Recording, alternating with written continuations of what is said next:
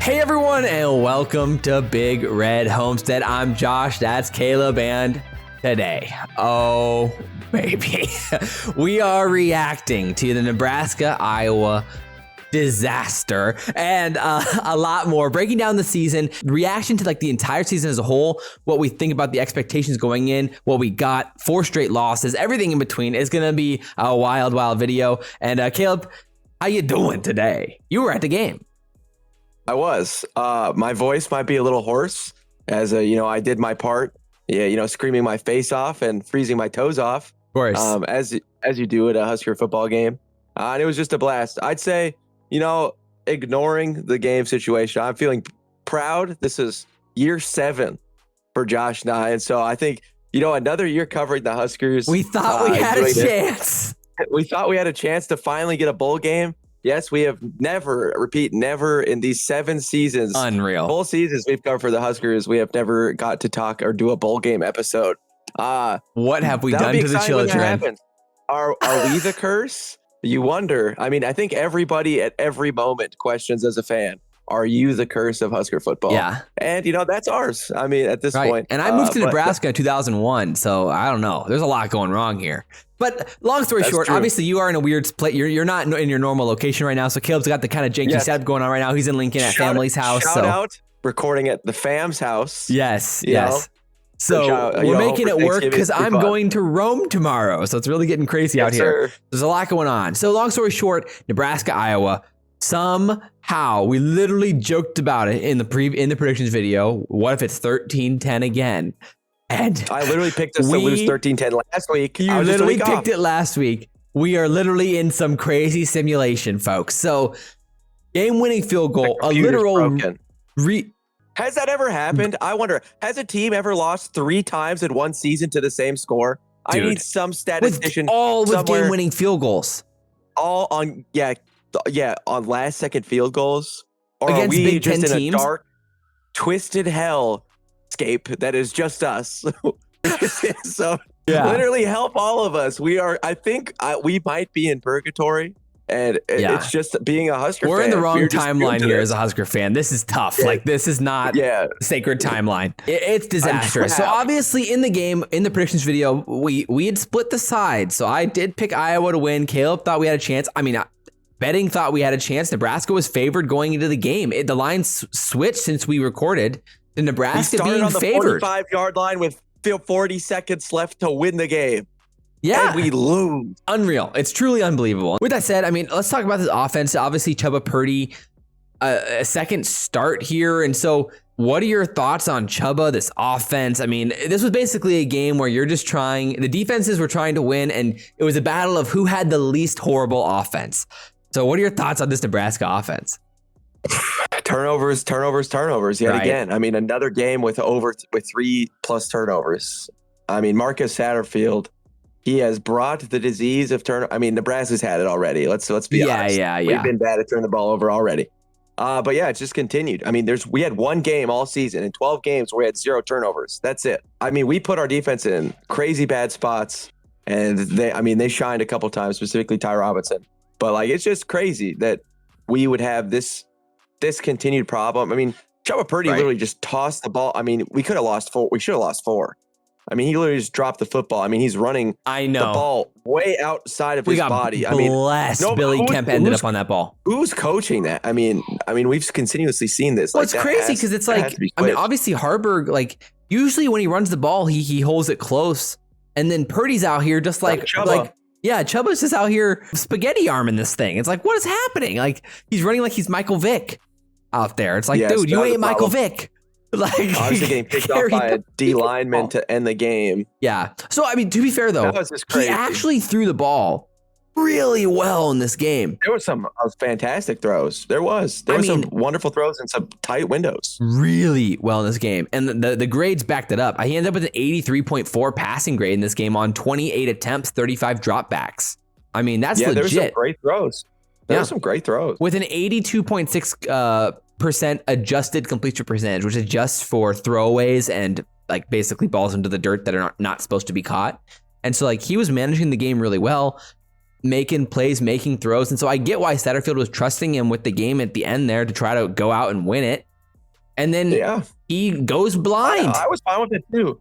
I mean, a D lineman picking him off again across the middle. It just, you got to see it. They had a spy back there a lot. They were running a Tampa. Right, you think he'd be expecting something. Like, it's not going to be easy for you. It was a D lineman that dropped back this time, but like those passing lanes, I mean, somebody's going to be there in the middle. I didn't mind the call at all. It was just really just about Chuba and how he executed it, which just sucks because, like, at the end of the day, the fumbles are the problem. Like, the pick, you shouldn't be in that situation in the first place. The game management was obviously a problem as well. First of all, it ended up not being a thing because, like, did you catch at the game that Rhule was trying to call a timeout when Iowa also called a timeout there? So, no. Okay, yeah, so this was bizarre. Rhule ran down to call timeout when Iowa had the ball on 3rd and 12. So we got that stop, and then Iowa called timeout on 3rd and 12. But Rhule was trying to call timeout on 3rd and 12, and they beat him to it. Oh, that's lucky. It was insanely lucky. There was 41 seconds left in the game, and I'm like, what in the world? Like, why would you call timeout here? Like, they have all 3 of theirs left. So, like, you're giving them a 3rd and 12, and if they convert on the 3rd and 12 after your timeout, then they have 3 timeouts. Yeah, that's crazy. It's like, what? I sat there the whole break. Why would he keep that? Like, why would he do that? One thing I think is for sure, I mean, Matt Rhule, if you grade him on the game management side, management. You think back to his clock management's just been bad. I mean, just all around not good. You think Maryland game, Minnesota game, this Iowa game. I mean, 3 times where him, especially as the clock's winding down, late game situation, either to end the half or end the game, has been below lackluster. Just poor, just downright bad. I mean, he has to get better. It reminds me a lot of Mike Riley's first year. I was really surprised. I mean, he's been in the NFL, he's been here. And I think it's just poor clock management. I didn't agree with a lot of what he did in a lot of that situation. I don't know if it's at the end of the game or I know there's a lot of pressure and stuff, but most seasoned Big Ten coaches don't make a lot of the mistakes that Matt Rhule was making. Yeah, I was also really surprised because he said when we had the problem where we burned our other timeout, when Tristan Alvano went out there, or wasn't out there, we burned the other timeout on the field goal, the 60-yard field goal that we were going to run. Yeah. Did you catch that Rhule said in the post game that it was a fake? Yeah, I did see that. Which, first of all, calling a fake on a 62-yarder? That was into the wind, Into the wind? Like, you may as well just go for it. They're not going to try to block it. Yeah, just go for it. Just go for it. Yeah, 100%. So that was a surprise. Tristan Alvano missing that field goal really, really stinks. But, I mean, again, the false start, it put us back on the 8 ball there in that drive. So it's like, yeah, shout out Bryce Benhart for that one. So it's just brutal out there. It's just like we had a few chances, obviously, and then the Tommy Hill pick. 2 really bad false starts. It was 2nd and 1, right? And we're driving. Yeah. And then there was a false start. We try and see if it was a first down, and we lose a timeout on that. It's 2nd and 1, and we false start. I mean, just things you can't do. Our offense. We knew that Iowa going into the game, an X factor for us was Iowa didn't have a lot of penalties. They're disciplined. They're like top 3 disciplined team in the country. Yeah. They don't beat themselves, and we continuously beat ourselves. And I mean, they won the penalty battle huge. And again, those 2 false starts in the 4th quarter, just deadly. And we hadn't done it all game. And then they just show up at the end in those presser situations. Yeah. I mean, we only had 5 penalties for 40 yards. It's not like bad. It was just obviously in horrible situations. Like, they're never good. One was in, but that holding on that holding was just brutal on after the pick from Tommy. That was such a garbage call. I will say this. I watched it back holding, like 4 times.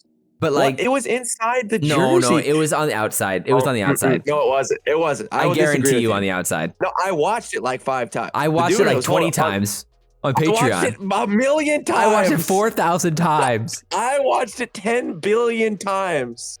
And it was definitely inside the jersey. And the dude just goes, like he flails his arms. Well. I mean, that's a soft call. That's a soft call. It's really sucks. I mean, it's one that like it could or could not get called for sure. So it's just 100%. It didn't affect the game. That dude's not tackling Tommy Hill. Right. It just sucks. So that was brutal.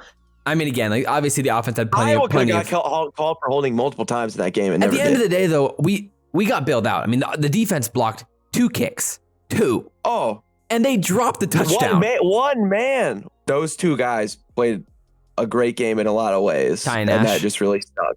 Ty and Nash. At least they're coming back. Phelan didn't have a great game. He had a couple. That big run was on him. Yeah, The I mean, yeah, the run was 52-yard brutal. run. Yeah, that was tough. The defense played fine enough to win the game. It was obviously the offense to continue to struggle. It's clutched up when we muffed a punt, and when they didn't get any points. Right. That blows my mind. That's huge. We had the breaks in this game that we needed to win. The 2 blocked field goals. They dropped a touchdown, an easy touchdown in the end zone. Oh, dude, yeah, they did. And then we blocked the kick. So it's like, there was also a PI that could have been called that they didn't. which one? Malcolm Hartzog kind of held a dude. Oh, like in the yeah. third quarter. Yeah, it could have been called PI. I mean, we got some breaks there, and like those are the things that you need to win in a game like this. And we just could not find the chances. We hit on one of the lightning strikes. One of our lightning strikes connected again. Like those were. We needed it, and that's how you beat. Dude, that's how you won the game against Illinois. Lloyd, the highlight. He ran a phenomenal route. Oh yeah. Oh my gosh, did he cook his corner? Yeah. And then and then he high steps, avoids the safety, gets the touchdown, and he tweeted this morning, the Trey Palmer, he retweeted, "I woke up feeling pissed off this morning." And that is real good. And then converts and rips a big one. High quality. I love it so much. Again, obviously he's one of the shining stars of the breakout of the second half of the year, and like just him doing that as a true freshman. I mean, he's looking against the best secondary in the Big Ten. I mean, one of the best in the country. I mean, highest graded in the country. And he freaking cooked him as a true freshman. That route was disgusting. By the way, another game where our leading receiver had 1 catch. That's 4 times this season. That's insane. That's 33% for all those at home. Insane. How? And Chubba was our leading rusher with 42 yards on 12 carries. Well, that was another thing. The edges were not there for us. I was so disciplined. They shift so well. Oh my gosh, yeah. We kept going to the edges, and clearly up the middle was our best chance with Emmett Johnson. Also, Grant was doing nothing. I don't know. Grant only had 4 carries though. Yeah, and they were all bad. The best ones were up the middle. That was our best chance. It's crazy though. I mean, Iowa's ability to just leverage downward momentum towards the edge, their ability just to shed blocks and get upfield is insane. They sat in those gaps. There was a D lineman, number 94. He had a great play where we could have ripped it off, and he just sat inside a gap and just made an elite tackle. And you're like, wow. Yeah. I mean, there was nothing else we could have done. Both of those guys, Logan Lee and Yaya Black, both just dominated. They were. We couldn't stop them. It was very impressive. Logan Lee had a 90.2 run defense grade in the game. Yeah. And Yaya Black, 85. 94 was Yaya Black, and he had an 83.2. Yeah, he played a couple. He had some great plays. Yeah, we lost the battle up front. I mean, all of our run blocking grades in this game were just horrendous. Oh, yeah, we got cooked all game. Yeah. The pass blocking was actually good. I mean, again, Iowa's not as good at getting to the quarterback, and we had chances. Our receivers just, again, struggled to get open. I mean, again, they have a great secondary. So, underneath, we were finding nothing. I liked some of the spread we did. I mean, man, Chubba made a couple just great throws. There was one to Billy Kemp. Yeah. Inside that one. Oh, ooh. The rollout one? To the sideline? Yeah. That was pretty. That was a great catch. And then there was another one, too, to Fleeks. That was really filthy. And the comeback to Alex Bullock. Yeah, and there was one where he absolutely looked off a guy, quick flipped up his hips through the other side. I think it was also to Billy. There was just a couple of throws where that's elite passing. No, yeah, again, it was impressive. I mean, he threw for almost 200 yards, 189 yards. So it's just, man, you're and just the biggest so play against Iowa all season long. That was the biggest play. Jalen play. Yeah. That's freshman, baby. Yeah. So it's you woke up feeling pissed off. Yeah. I mean, obviously on the defensive side, it sucked because Buford got hurt 10 snaps into the game. And then Newsome got hurt. A couple great hits. Yeah. So it's that blows. That blows. Dude. Man, Tommy Hill got burnt a couple times, but that pick at the end, and also he had that one pass deflection. Oh, yeah. I mean, he still had a really good game. He had a really good game still. Yeah. So, I mean, there's a lot of... stunk. Yeah, that sucks. That sucks real bad. Buford would have been a big difference, especially in the run game. I mean, Phelan just did not play a great game in the run stop. Well, then Phelan got banged up, so then they had to bring in. Then that's when Lynham played quite a bit. I think he had 20 snaps or something. He ended up with 15 snaps because I think they moved Hartzog back to safety again because Hartzog only played 19 snaps. So They were all over the field here, so it was a little bit tough. Yeah, that definitely hurts some of the run stop. Then I guess at this point we can kind of bring the conversation more big picture and talk about the season as a whole then and put this kind of into some context. Obviously, it was 4 straight losses coming off of being 5-3, which is really like twists the dagger a little bit, because that's just brutal. Like if you were already at 6 wins and then you lost 3 straight, you're like, well, all right. Yeah. And we had the opportunity to do that, of course, with Michigan State. Is we had game-winning drive opportunities against Wisconsin, Michigan State, against Iowa, against Maryland, and we came up 0 for 4 short in all of them. Yeah, and I think a lot of it has to do with the fact of we can blame Marcus Satterfield in the play calls. I do think there was a lot that I did like, a couple that didn't hit. I was fine with it this game. Yeah, the fleeks, like the little rollout where the ball just doesn't get to him. Mm-hmm. Like it was a great play call, and it was like there, and you're like, man, you wish you could get that back. I don't know. I mean, I was just so good. They ran, some of that Tampa too, the under, like they ran cover 3, cover 4. They threw a lot at Nebraska. They had some nice blitz packages. It was just hard running all game, and when you can't do the thing that you're supposed to do, I don't know. I thought we passed the ball pretty okay in a lot of the ways. The turnovers from the QB. We got to find a way to coach that out, and it's clearly been a problem for him. So, I mean, that's that's a stain on Satterfield's resume. The worst one. They got to be more heads up. Many guys got hurt this whole season. That's the other thing. Is like we're playing with the whole practice squad. I mean, we went through 3 QBs. Obviously, yeah. So I mean, but that's also a testament that they all suck.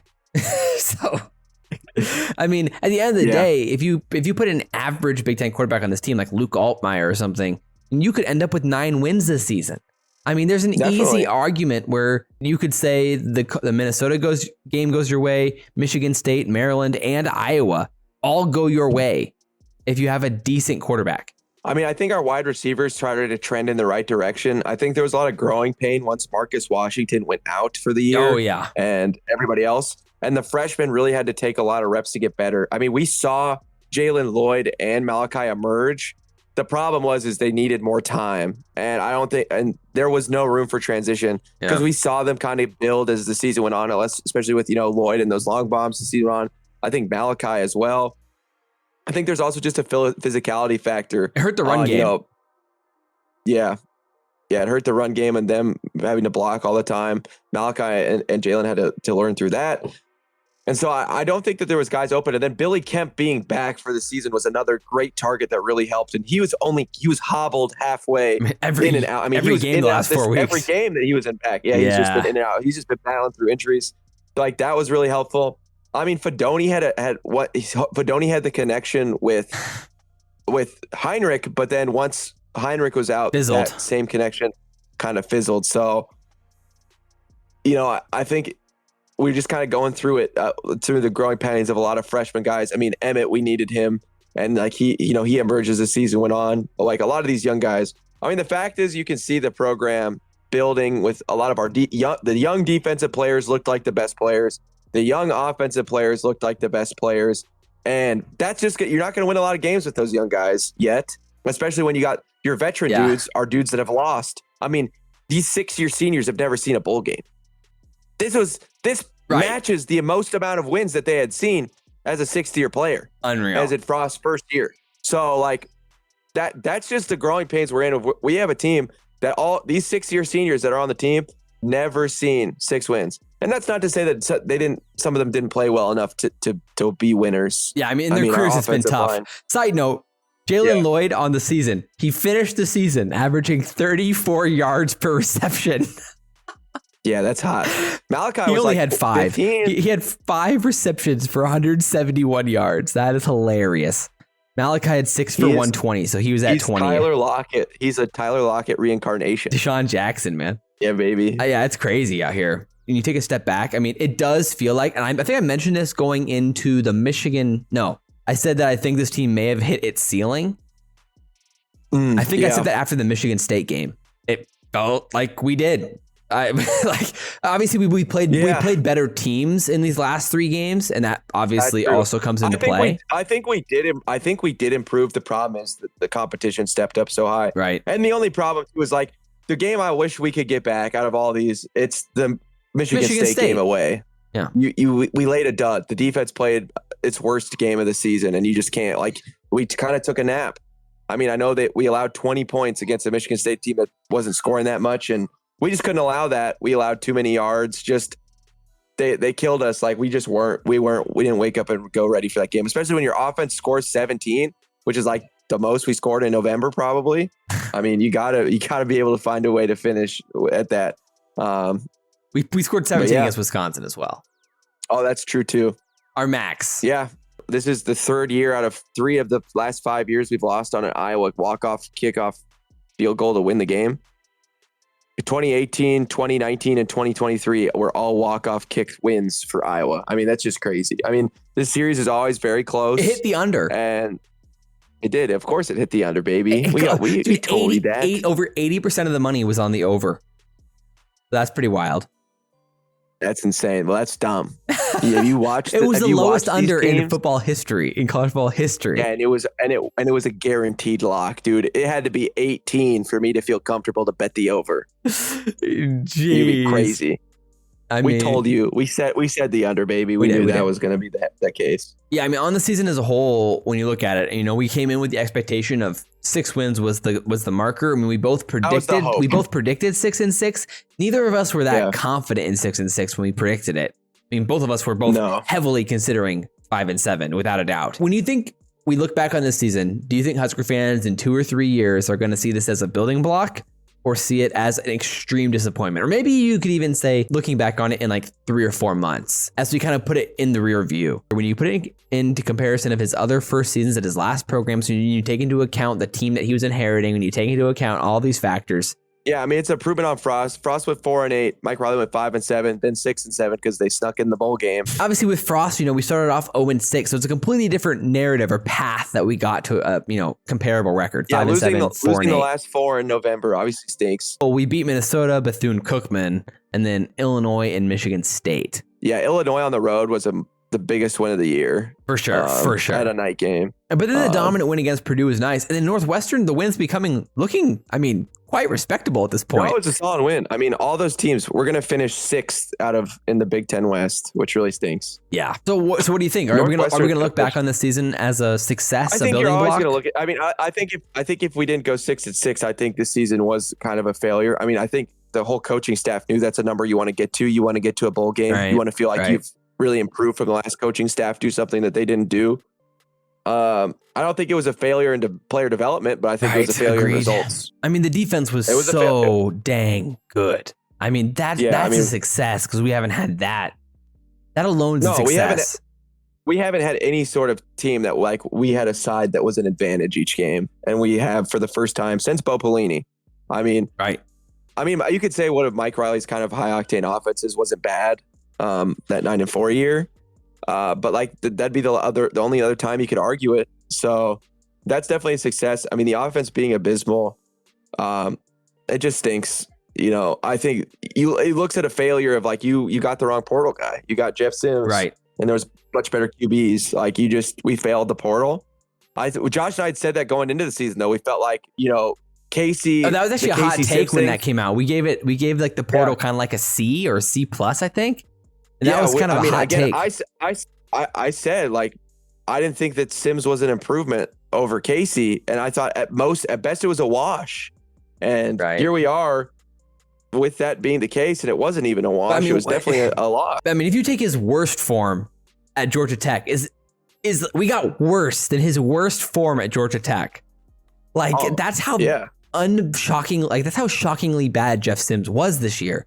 So it's I can't believe how unready for the moment don't you have to put at least a little bit of that blame on Satterfield or maybe Rhule? I mean, I think, yes, it's both of them. It's a failure on them to not recognize the guy, not get the right guy. I mean, we got to do well at the portal. I mean, it's part of college football now. Agreed. And whether Rhule likes it or not, or anybody, this is part of college football. It's a big part of college football.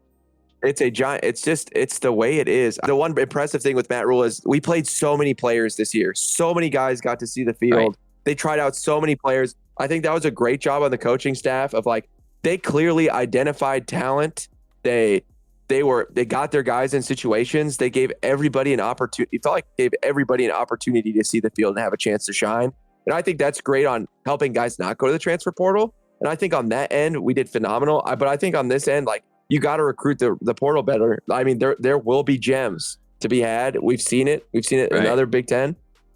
And like the QB position is hard, but it's not going to be easy. But like college football isn't easy. That's why you're getting paid millions of dollars to do this. So, I mean, that's part of your job. The biggest hype is that they found multiple huge gems in this class. And so if they're doing it on their first class, if they can keep them around, you don't have Ernest Hausman situations where the best guys end up leaving. If that happens, that's why I don't think it's going to happen. I don't think it will, but I'm keeping my eyes open. Yes, I hope not, but I think we've developed guys toward the NFL. And that's something that I don't think I can be said. Mike Riley definitely didn't. You didn't feel that Scott Frost got those players better. Right. I feel like I've seen multiple dudes, multiple guys be like, wow, they really shined and got better as the season went on. Sure. I mean, obviously that's the thing. Like Rhule, that's the biggest positive narrative for Rhule is that he's turned 3 stars into like legit startable and college players already in their true freshman season. Multiple 3 stars. Prince Will played a great game. Like so many of those dudes. So it's that's the huge positive narrative. And he's turned Nash and Ty into, especially Ty, and replaceable. Shout out Terrence Knight. Yeah, from replaceable D linemen to legitimate NFL talents in 1 year. Yeah, I think Cooper did a solid job. Yeah, I mean, I love I love the play call so much on defense. I felt like they really understood the strengths of their team and went after it.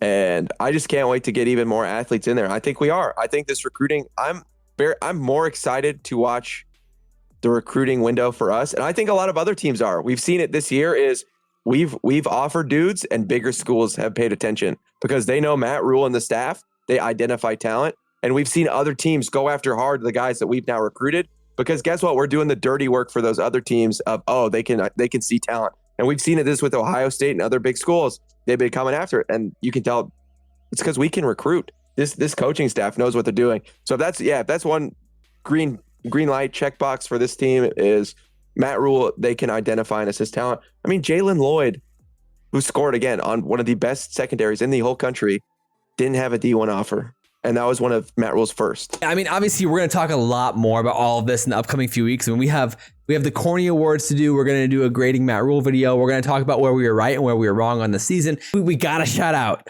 the absolute unit in the Discord. We were doing a giveaway this week. The best prediction, the most accurate prediction was winning a Homestead hat, which is there's nothing better you can receive in this planet. And Husker Fan 22. Back-to-back weeks had the most accurate prediction last week, had the most accurate prediction again this week, 13-10, predicted the magical score, and won the hat. So congrats to Husker Fan 22. Join the Discord if you haven't already. We'll be hanging out in there all off season, having fun, talking football, recruiting, NFL, recruiting, the juicy news, and so much more. So obviously it's going to be a blast, and check it out down below. And there's going to be a lot more stuff. So definitely be on the lookout. But as always, I'm Josh. That's Caleb. This has been Big Red Homestead. And guys, we will see you next time. Go Big Red, baby.